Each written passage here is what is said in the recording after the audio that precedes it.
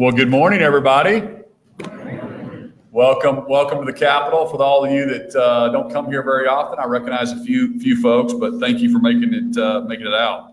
When I took office 6 years ago, I said I wanted to make Oklahoma top 10 in everything that we do. Right? You've heard me talk about top 10 a lot, and one of those is being the best state to raise a family. And so, we've promoted pro-family policies like protecting women's spaces, eliminating the marriage penalty in our tax code. We've done a lot of great things. We're making sure every family can send their kids to a school that best fits their needs in the state of Oklahoma. We've worked hard to improve outcomes for children in our DHS system. And today, there are 3,500 fewer kids in foster care today than there were 6 years ago. Amazing stat.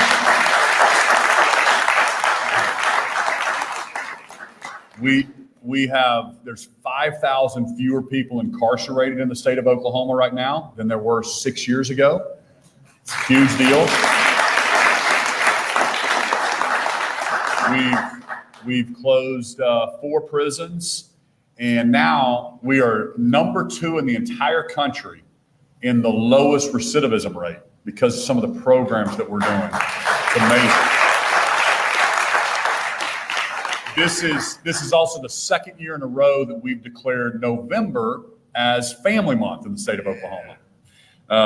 Family Month felt like the perfect time to announce a new project to continue to uplift families and communities around our state.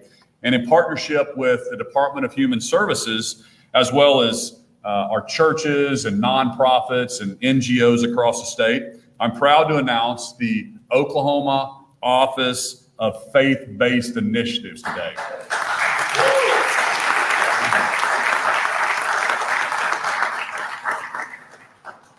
This office is going to be a clearinghouse for churches and organizations to connect with those that need some help. It'll also be a vehicle for all of our pro-family initiatives. I love President Ronald Reagan's quote when he said, government is not the solution. So the Office of Faith-Based Initiative it's not meant to be another government program. This is meant to be an opportunity where, come on up here, buddy. You come say hi to everybody? Come say hi to the cameras.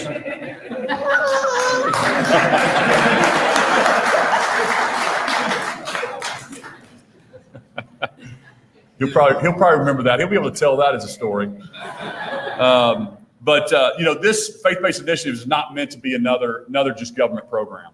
And I was telling the team before, and all the faith-based organization and the churches, that as a son of a pastor, my dad was a pastor for 30 years there in Norman, Oklahoma. And I know it's the heart of a lot of the churches to see how they can get engaged, how they can help their community, how they can walk with people that are coming out of incarceration or diversion programs, or how they can help people that are struggling with substance abuse or widows. And that's what churches do. And then we've got nonprofits in the state of Oklahoma. So we wanted the government to be able to share and to be able to organize and bring these groups together. Because at the end of the day, it's about neighbors walking with neighbors that are going to fix these problems, not another government program. And so I'm just so proud to be an Oklahoman, because in Oklahoma, we have a lot of common sense. We do things correctly, and we invite some of these churches and nonprofits to come in to help solve some of these problems. And we want to use all the resources we have as a state government, and I want to put the right people in place in these state agencies that really empower you guys to walk with the less fortunate in the state of Oklahoma and change someone's life for the better. And we know we can do it when we engage these groups across the state. So Oklahoma churches, our nonprofits, countless volunteers on the ground, they do this every single day for people. And so sometimes we have to make sure that the government gets out of the way and connects them so they can even make a bigger impact in their communities and in the state of Oklahoma. I also want to conclude by thanking Representative Pitman, Senator Gallagher for their work in getting this bill 3840 to my desk and pave the way through the House, the Senate. We also have Representative Hill here, and I don't know if I've missed anybody else, but their belief in the power of our churches and nonprofits to step into the gap for Oklahomans is what will help propel our state forward. I really believe that, and I think we can be a light to the rest of our country in how we organize and how we help the less fortunate in our state, and we empower these different groups. So with that, I want to hand it over to the Director of Human Services, my good friend, and the attorney himself, Jeffrey Cartmill. Counsel.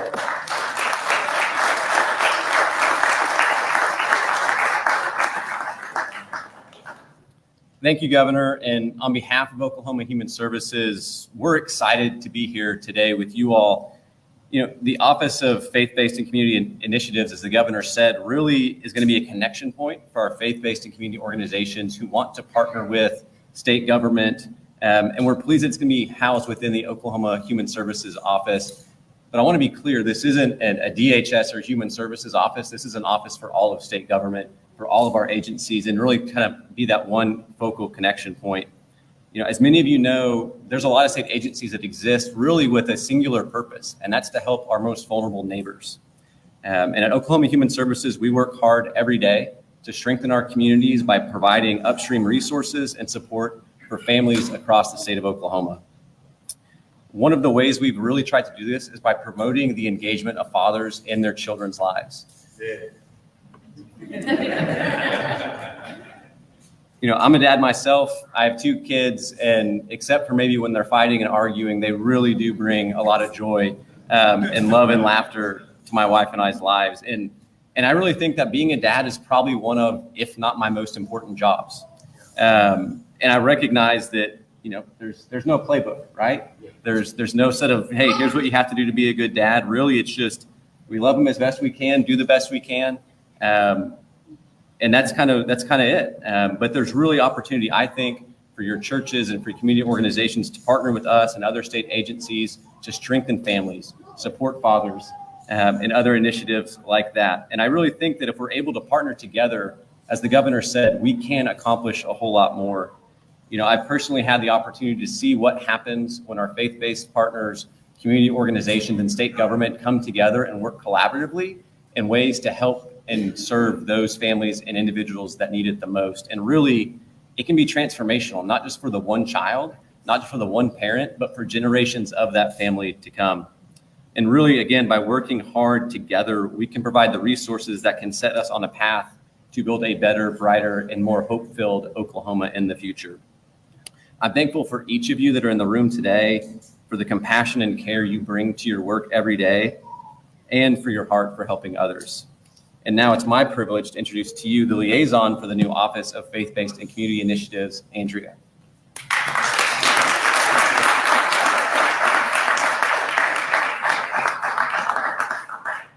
Good morning. I am so honored and humbled to be here today to be able to serve Oklahoma in this way. Thank you to my director, to Governor Stitt, for this amazing opportunity. It has been exciting to collaborate across state agencies and with church groups. What an amazing opportunity stands before us to get to work together for the Office of Faith-Based and Community Initiatives, working alongside our communities as they're serving their neighbors. Serving as a statewide resource, we want to connect and recognize, and our office will be a hub. Our team is comprised of 5 state agencies and faith partners. Director Cartmill mentioned several agencies currently involved in this work, and I'd like to recognize because we have a lot of them in the room. We have the Oklahoma State Department of Health, the Office of Juvenile Affairs, Department of Corrections, Oklahoma Human Services, and the Department of Mental Health and Substance Abuse Services. As we've met together, each agency has highlighted ways that communities and churches can engage with us. And the information can be found on our website. It's oklahoma.gov/faith and community. I recently attended a Hope Summit, and we were challenged to remember our why. So please allow me just to share a little of my story. My husband of 25 years and I have opened our home to more than 20 children. Family and faith are bedrocks in our life. We have a family of 6 children, 5 through adoption, ages 24 to 5. We've seen children that doctors weren't even sure would ever crawl, successful in college, and we're strong advocates in the world of cystic fibrosis on behalf of our youngest daughter. We know that we're stronger for the community and church that we have around us. This started in 2002 while living in Alaska and serving as associate pastors. My brother called and told me about a radio ad that they're looking for foster parents. We prayed and we took a leap of faith to step in this journey alongside families looking for restoration in desperate moments. I met a young woman. She had 2 young children. She had just lost her mom, the children's dad, and her home. Walking alongside her for nearly 2 years as her children's foster mom opened my eyes to see that the resources the state brings is sometimes still not enough to serve the most vulnerable. And what we could offer as a small church wasn't enough. I saw a gap working together to wrap around families. For state and community resources each have a role to play and need to work collaboratively together for the best outcomes. This is my why. Working across Oklahoma with so many amazing partners and churches has shown me a path where this is becoming a reality. But we're just getting started. The Office of Faith-Based and Community Initiatives is an infrastructure to help make this a reality in every city across Oklahoma. Our office will serve as a main point of contact for churches and faith-based organizations seeking to impact their local communities that they love and care. Be a Neighbor will be a tool used to house local resources. Organizations update their information so resources are always current, and individuals can search local communities and services that they need. It's my deep belief that we can't do the work we do alone, that we are stronger together.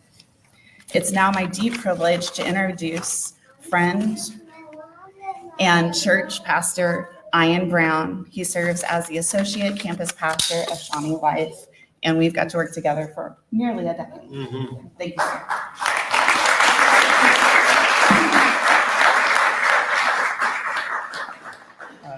My name is Ian Brown. I am the associate campus pastor at Life Church in Shawnee, and it is what an honor to get to be here.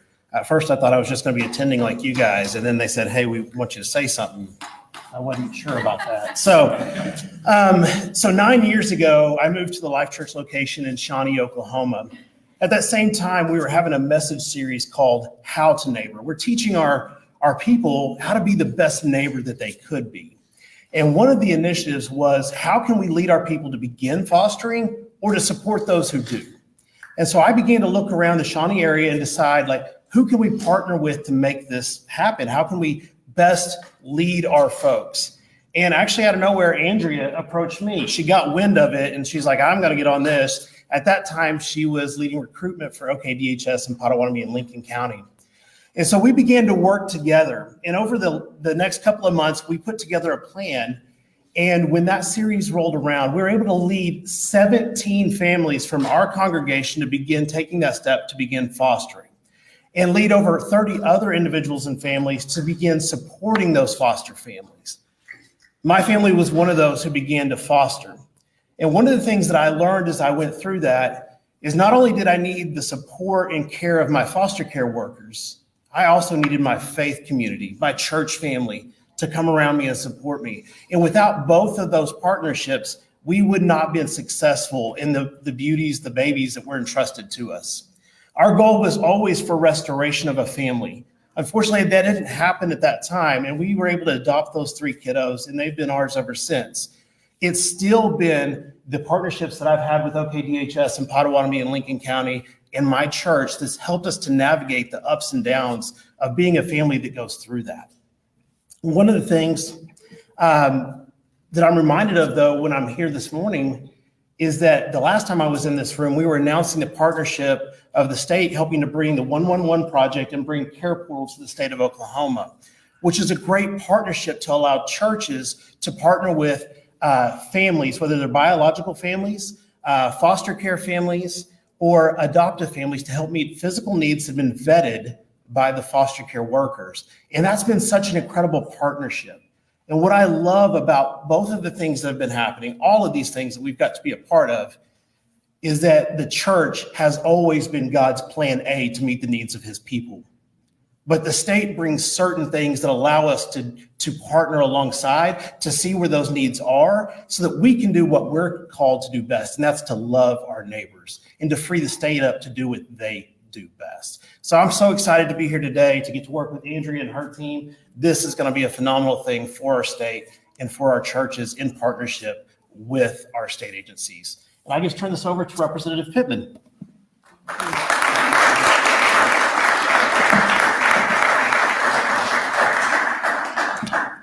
Good morning. God is good all the time, and all the time, God is good. I'm State Representative AJ Pitman. I represent House District 99, which is home to 81 churches. And when I thought of House Bill 3840, it was one of those things that was a no-brainer for me to connect our churches, our faith-based community with our government. We all experienced COVID. We all know that it disproportionately affected our most vulnerable communities. But our churches throughout our state and our government banded together to have Love Hope Centers. And they made sure that people had places to do their homework, places to drop their children off when they still had to work, internet, food, shelter. And that was the idea for the Office of Faith-Based and Community Initiatives. I want to thank the governor and his team and his office for having the vision to take this bill and make it so much more than what I originally thought it could be. Today is a landmark, a moment as we gather to announce the creation of the Office of Faith-Based Community Initiatives under our Department of Human Services. This initiative is a result of a collective vision, and it's one that recognizes the vital role of faith-based organizations that they play in uplifting and strengthening the communities that they serve.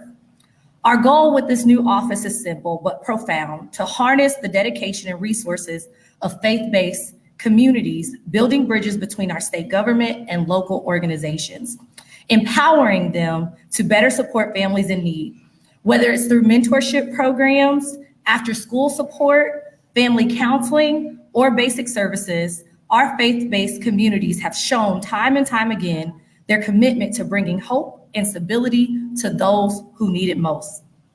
It's particularly fitting that today we also designate November as Family Month. This month will celebrate the heart of our communities, families. Family Month will serve as an opportunity to renew our support for families of all shapes and sizes across the state.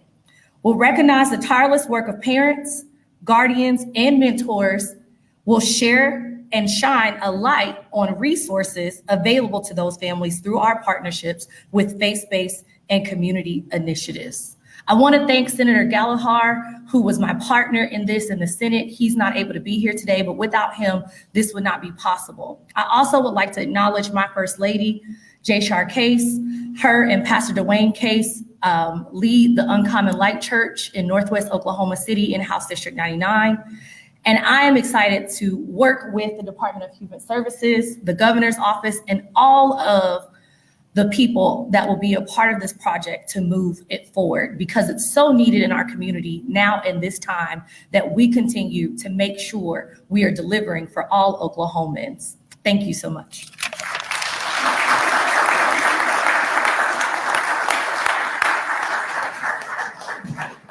Thank you guys so much. You can see why we're so excited about it. We'll open it up to a few questions from the folks here behind me. One at a time, please. This is well, yes, sir. How would this be done at the local level, like liaison, sir? I'm from Tulsa, so I'm interested in seeing how this is going to show up in Tulsa. That's a great question. So how to get connected? So what we've started is on the website, we have a connected tab, and it shows partnership engagement opportunities. I see your hand, you're next. I didn't want him to think I was ignoring him. And so it'll have, like right now with the Department of Corrections and where they're needing volunteers and programming. And so going back and connecting those local communities. We also expect to do some training and bringing groups together. And so if that's something my office can help facilitate, this office, our office, I didn't mean to use mine, then that's something that we're really looking forward to. But being able to connect in tangible local ways is definitely our purpose. Do you want to recognize the little guy? I don't want to take your job. Yes, sir.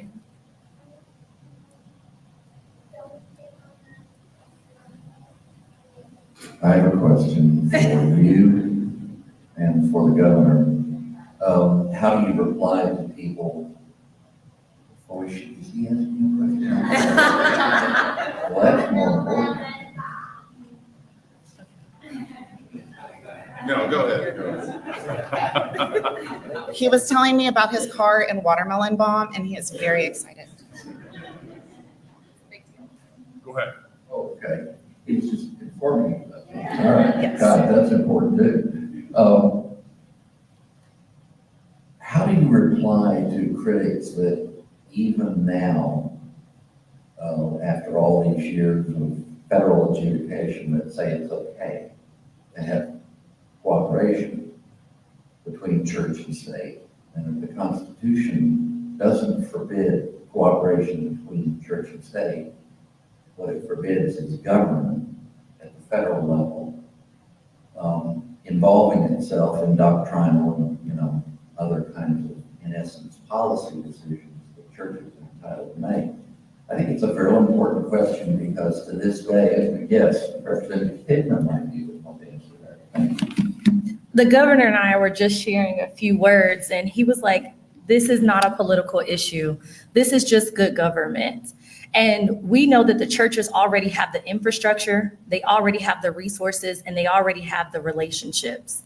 The churches have an opportunity to opt in. This is not something that we are forcing them to be a part of. This is something that most people will want to be a part of because it's a way for our churches and our government to partner to take care of our communities. And that's kind of what we know our church's mission has always been, is to take care of their flock, take care of their sheep. And this just gives them an extension of the state arm to say these resources are here and available for you to take advantage of. And you can opt into being a part of this process and getting these resources. But we know that you have the infrastructure, so we definitely want to partner with you.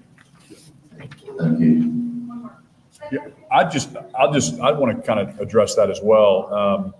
Our Supreme Court has been very clear that if there's a program or a service that a state's going to offer, that you can't discriminate based on a religious organization. And so to me, this is just pretty common sense. If we've got OJA, so Tim is here, so kids that are adjudicated from the court when they're re-entering back into society, we want to try to connect them with any organization that wants to sign up, whether it's our churches or it's just a nonprofit that wants to walk with those kids. But we're agnostic to the groups. We're just trying to invite those different neighbors because we need help with the reentry. We need help with the drug addictions. We need help with the kids aging out of foster care. We need more foster families. And so by engaging Oklahomans is what we're talking about here. And it's really not a political issue. As you know, that Pitman and I are both standing up here, advocating for this process. And so we think it's a really, really neat thing for Oklahoma. Yeah, you've kind of already said. Is this like all religions? I know we're saying churches, but is that specific to different groups? I know you said they opt in and opt out, but. Yeah, why don't you, can you address that? Like what nonprofits, churches can sign up? Anybody can sign up, correct? Can you Yes. kind of walk us through that? Mm-hmm. So on our platform, Be a Neighbor, any nonprofit organization and churches can sign up with those local resources that they have available. Our team does do a check to make sure like they're a real nonprofit and not just a random person offering something. Sorry. And, but it is open. We've worked with a lot of different denominations. We've served already and looking at who's been coming in and partnering with DOC and OJA and Department of Human Services. And so we're very pleased to be able to make this welcoming for all of our nonprofits and faith-based across the state. Thank you. Well, thanks again for everybody coming and for all the groups that are participating. And thanks for our state agencies for your participation as well. Thank you, guys. God bless you.